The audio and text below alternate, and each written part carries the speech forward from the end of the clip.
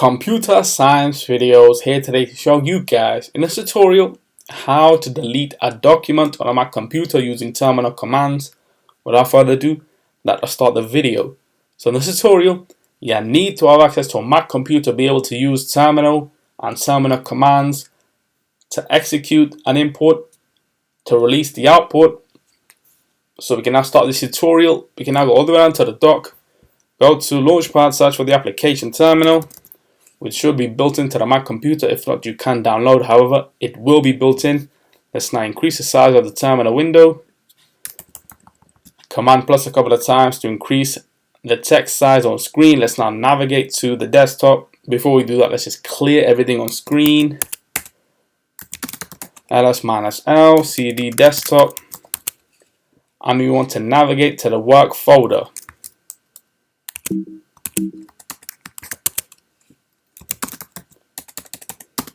Semicolon ls-l to list everything on screen. So we are looking to delete a document on screen. We have the work video schedule document, but we are not trying to delete that. There's a document on the desktop that I will copy after I click on right click and then copy, open up the work folder. Let's just right click and paste the item. That's pasted. Let's go back to the terminal. ls-l, and there we have heading code .docx, which is what we are trying to delete. Let's just execute the command that was done in the previous tutorial, which can be viewed at the end of the video and will be available at the end of the video. So rm to remove h heading code, enter, and that document, which is called heading code.docx, has now been removed from the system.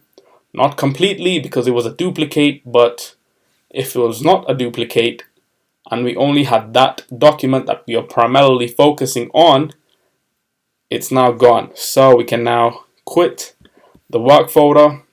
We can now quit terminal. And so that's it for this video. I'll see you guys in the next tutorial. Thanks for now.